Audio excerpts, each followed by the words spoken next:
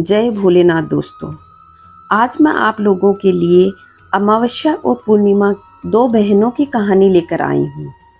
उन दोनों बहनों में क्या क्या अंतर है और किस तरीके से पूर्णिमा एक धार्मिक प्रवृत्ति की बहन है और अमावस्या घमंड में भरी हुई और एक अकड़ू स्वभाव की बहन है।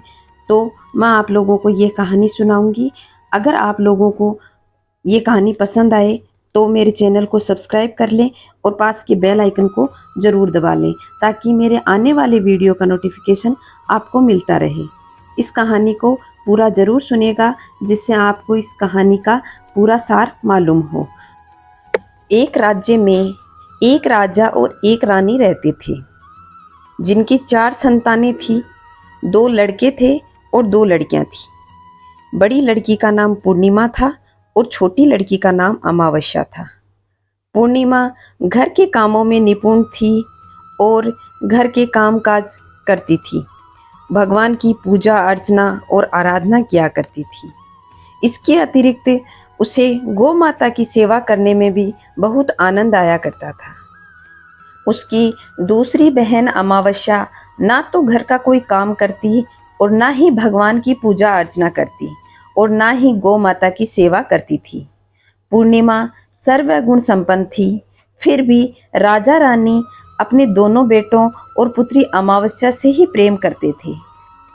पूर्णिमा से वे प्रेम नहीं करते थे क्योंकि पूर्णिमा जिस तरीके से भगवान की भक्ति और लोगों की सेवा करती थी वह बात राजा रानी को अच्छी नहीं लगती थी। राजा रानी के चारों पुत्र पुत्रियां बड़े होने लगे और दोनों पुत्र विवाह योग्य हो गए। दोनों पुत्रों की शादी कर दी गई और उनकी बहुएं राजा के घर आ गई। इसके बाद रानी ने राजा से कहा कि अब दोनों पुत्रियों का विवाह भी कर देना चाहिए क्योंकि दोनों विवाह योग्य हो गई हैं। लेकिन पुत्री अमावस्या का विवाह तो किसी बड़े खानदान में करना और पूर्णिमा का विवाह तो किसी भी गरीब खानदान में कर देना क्योंकि पूर्णिमा तो केवल भगवान की पूजा करना ही पसंद करती है और गाय माता की सेवा करती है। अब अगर उसकी शादी बड़े घराने में कर दी गई तो उसे तो यह सब नहीं मिलेगा, इसलिए उसका किसी गरीब खानदान में ही विवाह कर दो। अब राजा ने रानी की बात मान करके दोनों पुत्रियों का रिश्ता तय कर दिया। राजा ने अमावस्या का रिश्ता तो पड़ोस के राज्य में राजा के पुत्र के साथ तय किया और वहीं पास के गांव में एक गरीब परिवार के लड़के के साथ पूर्णिमा का रिश्ता तय कर दिया। यह सारी बात जाकर राजा ने रानी को बताई तो रानी ने सोचा कि अब देखते हैं भगवान पूर्णिमा की किस तरीके से मदद करते हैं। वह बहुत पूजा पाठ करती है और भगवान में मगन रहती है।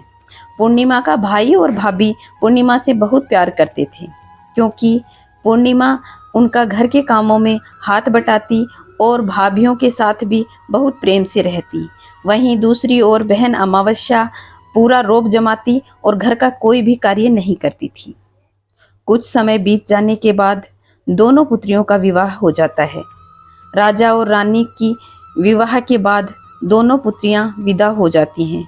विदाई देते समय रानी पुत्री अमावस्या को तो बहुत सारा धन दौलत देकर विदा करती है लेकिन पूर्णिमा को कुछ नहीं देती। वह खाली हाथ ही अपने ससुराल चली जाती है। कुछ दिन बीत जाते हैं। एक दिन अमावस्या अपने घर में शिव की कथा रखती है जिसमें सभी गांव की महिलाओं को निमंत्रण देती है लेकिन बहन पूर्णिमा को नहीं बुलाती। जब गांव की सभी औरतें अमावस्या के घर जा रही थी तो यह सब दृश्य पूर्णिमा अपने घर के दरवाजे पर बैठकर देख रही थी। तब वह वहां से गुजर रही महिलाओं में से एक ने कहा कि पूर्णिमा, तुम्हारी बहन के यहाँ शिवजी की कथा हो रही है, क्या तुम नहीं चलोगी? पूर्णिमा ने कहा कि मुझे तो निमंत्रण नहीं मिला, मैं नहीं जा सकती। सभी गांव की औरतें पूर्णिमा से कहा कि भगवान शिव की कथा है, तुम्हें चलना चाहिए। गांव की सभी औरतों की बात मान करके पूर्णिमा भी भगवान शिव की कथा सुनने के लिए अमावस्या के घर चली जाती है। जब अमावस्या की नज़र पूर्णिमा पर पड़ती है तो वह कहती है कि तुम यहाँ कैसे चली आई, मैंने तो तुम्हें नहीं बुलाया। खैर कोई बात नहीं, तू आ गई है तो चुपचाप एक कोने में बैठ जा। अमावस्या ने पूर्णिमा की गरीबी का बहुत मजाक उड़ाया। पूर्णिमा की आंखों में आंसू आ गए। रोते रोते मन में भगवान शिव से विनती करती है कि हे भगवान, क्या आपकी पूजा पाठ करना गलत है? क्या गौ माता की सेवा करना गलत है? आखिर मेरी गलती क्या है? मुझ पर आपकी कृपा दृष्टि कब होगी? पूर्णिमा बार बार भगवान शिव से यही कह रही थी। और जब अमावस्या प्रसाद बांटने लगी तो सब लोगों को प्रसाद देती है, लेकिन पूर्णिमा को वह प्रसाद नहीं देती और पूर्णिमा घर लौट आती है। रास्ते में वह सोचने लग जाती है कि यदि बच्चे प्रसाद मांगेंगे तो वह क्या जवाब देगी। ऐसा सोचते सोचते पूर्णिमा अपने घर पहुंच गई। बच्चों और पति को खाना खिलाती है और उसका मन उस दिन बहुत ज़्यादा उदास रहता है। वह उदास मन से अपने पति से कहती है कि मुझे मायके जाना है। पति ने कहा ठीक है, चली जाओ। कुछ समय बाद पूर्णिमा अपने मायके के लिए रवाना हो जाती है और चलते चलते रास्ते में एक चबूतरा आया जिस पर तुलसी जी का पौधा लगा हुआ था। उस पौधे के पास में एक बूढ़ी अम्मा बैठी हुई थी जो साक्षात तुलसी माँ थी।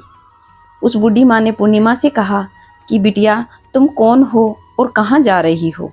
पूर्णिमा ने कहा कि माँ, मैं पूर्णिमा हूँ और मैं अपने पीहर जा रही हूँ। तो तुलसी मैया ने बूढ़ी औरत का रूप धारण किए हुए थी कहा कि बेटी, मेरा तुलसी का पौधा सूख रहा है, इसमें थोड़ा पानी डाल दो और इस चबूतरे की साफ सफाई कर दो, जिससे मुझे थोड़ी ठंडक मिलेगी। पूर्णिमा ने कहा ठीक है माँ, मैं तुलसी में पानी डाल देती हूँ और यहाँ की साफ सफाई भी कर देती हूँ। पूर्णिमा ने साफ सफाई करने के बाद बूढ़ी अम्मा को भी नहला दिया और बूढ़ी अम्मा की सेवा की, पैर दबाए और बूढ़ी अम्मा से कहा कि माँ जी, और बताएं, मैं आपकी क्या सेवा करूँ? कोई काम हो तो बता दीजिए। बूढ़ी माँ ने कहा कि नहीं, अब तुम जाओ और वापस आते वक्त मुझसे मिलते हुए जाना। पूर्णिमा ने बूढ़ी अम्मा से कहा ठीक है माँ, मैं अब जाती हूँ, वापस आते वक्त आपसे ज़रूर मिलूंगी। आगे चलने के बाद एक शिव मंदिर आया। वहाँ पर एक बूढ़े बाबा बैठे हुए थे। वह कोई और नहीं, साक्षात भोलेनाथ थे। उन्होंने पूर्णिमा से कहा कि बेटी, तुम कौन हो और कहाँ जा रही हो? तब पूर्णिमा ने कहा कि बाबा, मेरा नाम पूर्णिमा है और मैं अपने पीहर जा रही हूँ। तब बूढ़े बाबा ने पूर्णिमा से कहा कि इस चबूतरे की और मंदिर की सफाई कर दो, मैं तो बहुत बूढ़ा हो गया हूँ तो मैं कर नहीं सकता। तब पूर्णिमा ने मंदिर की और चबूतरे की सफाई कर दी और वहाँ पूजा अर्चना करके बूढ़े बाबा से कहा कि बाबा, और कोई काम हो तो आप मुझे ज़रूर बताइए। पूर्णिमा ने देखा कि बूढ़े बाबा के हाथ में घाव लगा हुआ है। उसने बूढ़े बाबा के घाव को साफ किया और उसमें पट्टी बांधी और विदा लेकर पीहर को जाने लगी। तब बूढ़े बाबा ने कहा कि बेटी, आते वक्त मुझसे मिलते हुए जाना। तो पूर्णिमा ने कहा जी बाबा, ज़रूर, मैं आपसे आते वक्त मिलूंगी। ऐसा कहकर वह पीहर के लिए चल दी। थोड़ी दूर जाने के बाद एक काली माँ का मंदिर दिखा। वहाँ भी एक बूढ़ी अम्मा चबूतरे पर बैठी हुई थी। उस बूढ़ी औरत ने पूर्णिमा से कहा कि बेटी, तुम कौन हो और कहाँ जा रही हो? बूढ़ी औरत को अपना परिचय दिया। बूढ़ी औरत ने पूर्णिमा से कहा कि यहाँ सभी पूजा पाठ करने के लिए आते हैं, लेकिन मंदिर की सफाई कोई नहीं करता, इसलिए तुम मंदिर के चबूतरे की साफ सफाई कर दो। पूर्णिमा ने कहा ठीक है। वह मंदिर में साफ सफाई की, पूजा पाठ करती है और माता का श्रृंगार कर देती है। उस बूढ़ी अम्मा को भी नहला देती है, बूढ़ी अम्मा के पैर दबा देती है और कहती है कि मैंने सभी काम कर दिए हैं, अब मैं चलती हूँ। तो बूढ़ी माँ ने कहा कि ठीक है बेटा, वापस आते वक्त मुझसे मिलते हुए जाना। पूर्णिमा ने कहा ठीक है और आगे की ओर चल दी। चलते चलते एक नदी आती है। वहाँ भी एक बूढ़ी अम्मा बैठी हुई थी। वह कहती है कि बेटी, तुम कौन हो और कहाँ जा रही हो? तो पूर्णिमा ने परिचय दिया। तब वह बूढ़ी औरत पूर्णिमा से कहने लगी कि इस नदी में सब कोई नहाने के लिए आता है, लेकिन किनारे की साफ सफाई कोई नहीं करता। तब पूर्णिमा ने कहा कि मैं इस किनारे की साफ सफाई कर देती हूँ।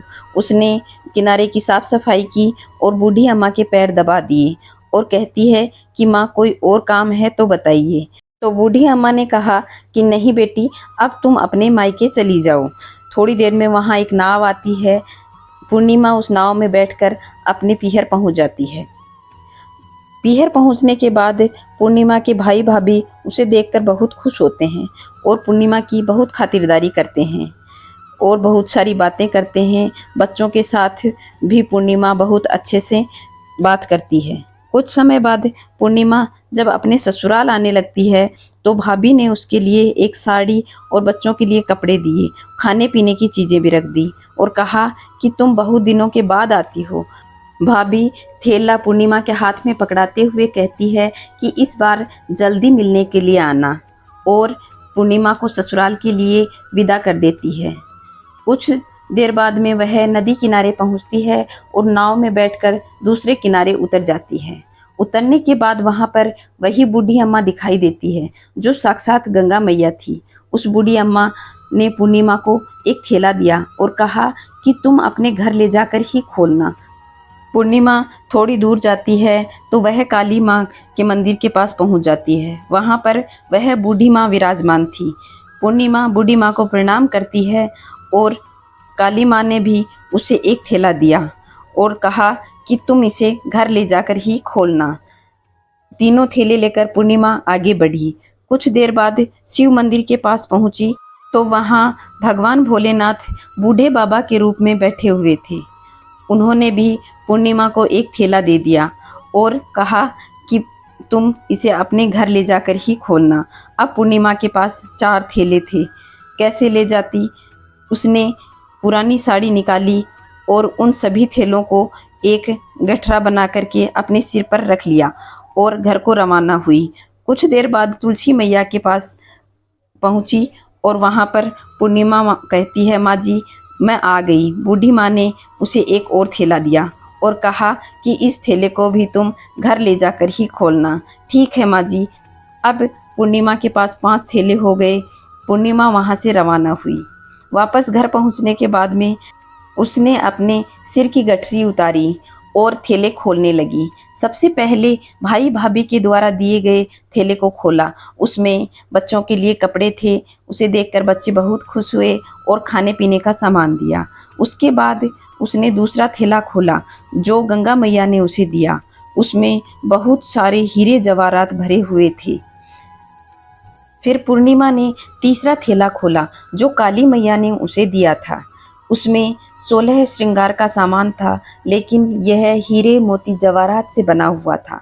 अब पूर्णिमा ने चौथा थैला खोला जो भगवान भोलेनाथ ने उसे दिया था। उसमें बहुत सारा धन संपत्ति और बहुत सारी खुशियाँ भी भरी हुई थी। पूर्णिमा ने 5वां थैला खोला। उसमें जो तुलसी मैया ने उसे दिया था, उसमें दाल चावल और 7 प्रकार के खाने की चीज़ें भरी हुई थी। अब पूर्णिमा के घर में किसी चीज़ की कोई कमी नहीं थी। उसका घर धन धान्य से भरा हुआ था और परिपूर्ण था। अब पूर्णिमा और उसका परिवार सुखपूर्वक जीवन व्यतीत करने लगा। अब पूर्णिमा के मन में विचार आया कि क्यों ना शिव जी की एक कथा कराई जाए, और शिव जी की कथा कार्यक्रम में पूर्णिमा ने सभी लोगों को निमंत्रण दिया। घर घर जाकर लोगों को बुलाया और अपनी बहन अमावस्या को भी निमंत्रण दिया। अमावस्या शिव जी की कथा सुनने के लिए उसके घर आई और उसने देखा कि पूर्णिमा के घर में किसी चीज़ की कोई कमी नहीं है। सारा घर धन दौलत से भरा हुआ था। यह देखकर अमावस्या बड़ी आश्चर्यचकित हुई और उसने पूर्णिमा से कहा कि तुम्हारे पास इतनी धन दौलत कहाँ से आई? तब पूर्णिमा ने कहा कि बहन, तुमने शिव जी की कथा में मुझे नहीं बुलाया था, फिर भी मैं चली आई। तुमने मुझे प्रसाद भी नहीं दिया और मेरी गरीबी का मजाक उड़ाया। तब मैं मायके जाने लगी और रास्ते में हुई सारी घटना अपनी बहन अमावस्या को बता देती है। अमावस्या कहती है कि तुम भी मुझे प्रसाद मत देना और मुझे डांट कर अपने घर से निकाल दो। यह भगवान का प्रसाद है, मैं तो सबको दूंगी और तुम्हें भी प्रसाद लेना पड़ेगा। अमावस्या प्रसाद नहीं लेती है और सीधे अपने घर आ जाती है और अपने बच्चों को कहकर जाती है कि मैं मायके जा रही हूँ, और मायके के लिए निकल जाती है। रास्ते में वह जाने लगी तो उसे तुलसी मैया मिली। तो तुलसी मैया ने उसे कहा कि बेटी मेरे चबूतरे की साफ सफाई कर दो और तुलसी के पौधे में थोड़ा पानी डाल दो। तो उसने कहा कि बुढ़िया तुझे दिखाई नहीं देता मैंने कितनी महंगी साड़ी पहनी है, यह गंदी हो जाएगी। और ऐसा कहकर वह वहाँ से आगे चली गई। फिर उसे भगवान भोलेनाथ, काली मैया और गंगा मैया मिले। उन्हें भी वही अपनी अमीरी का रोब दिखाते हुए यही कहा कि मेरी साड़ी खराब हो जाएगी, कितनी महंगी है, मैं आप लोगों का कोई कार्य नहीं करूँगी। जब वह नाव में बैठने लगी तो नाव फूलों की जगह कांटों से भर गई, जो उसके पैरों में चुभ रहे थे। किनारे पर उतरकर वह अपने मायके चली गई। वहाँ उसे उसकी भाभियों ने तथा भाइयों ने देखा और मन ही मन कहा कि कहाँ से आ गई, काम की ना काज की, 2.5 मन अनाज की। पूर्णिमा तो हमारे हर काम में हाथ बटाती है, यह काम तो कुछ करेगी नहीं और हमारा जी खाएगी, वो है अलग। अमावस्या सुबह उठी, अपनी भाभियों से कहा कि मैं ससुराल जा रही हूँ। उन्होंने कहा ठीक है जाओ। तो अमावस्या बोली कि पूर्णिमा को तो तुमने थैला दिया था और मुझे क्या दोगी। तब भाई भाभी ने कहा कि घर जाओ, थैले में तुम्हारे लिए घर पहुंच जाएगा। फिर अमावस्या वहां से निकल गई, नदी किनारे पहुंची। वहां गंगा मैया बूढ़ी औरत का रूप धारण किए हुए बैठी थी। बूढ़ी माँ ने कहा बेटी तो तुम कहाँ गई थी। अमावस्या ने कहा कि तुमने पूर्णिमा को थैला दिया था, मुझे नहीं दोगी क्या। तो कहा कि थैले में तुम्हारे घर पहुंच जाएगा, तुम घर चली जाओ। काली मैया ने भी ऐसा ही कहा और भगवान भोलेनाथ ने भी अमावस्या से यही कहा। तुलसी मैया ने अमावस्या से कहा कि तुम घर जाओ, थैले तुम्हारे घर पहुंच जाएगा। अमावस्या अपने घर पहुंची, आंगन में देखा तो वहां 5 थैले पड़े हुए थे। अमावस्या ने मन ही मन सोचा कि अब मेरे पास भी बहुत सारा धन दौलत हो जाएगा, जल्दी जल्दी मैं भी सभी थैले खोल लेती हूँ। वह जब थैले खोलने लगी तो थैलों में कंकर, पत्थर, मिट्टी, कोयला आदि भरे हुए थे। इन थैलों में कुछ भी नहीं था। अमावस्या दौड़ती हुई पूर्णिमा के घर पहुंची और कहा कि तुमने तो कहा कि मुझे सब कुछ मिला है और मुझे तो कुछ नहीं मिला। तो पूर्णिमा कहती है कि जब मैं अपने मायके जाती हूँ तो भाइयों के साथ और भाभियों के साथ उनके काम में हाथ बटाती हूँ, उनके साथ मिलकर काम करती हूँ, लेकिन तुम कुछ नहीं करती, ना ही उनकी इज्जत करती हो और उन्हें भला बुरा और कहती हो। तुमने गंगा मैया को ठुकरा दिया, माँ काली को ठुकरा दिया, भगवान भोलेनाथ को ठुकरा दिया, इसलिए तुम्हें उन्होंने कुछ नहीं दिया। तुम तो अमीरी और पैसों की लालच में अंधी हो गई हो, जो बड़े बुजुर्गों की सेवा नहीं करती और ना ही लोगों का सम्मान करती हो।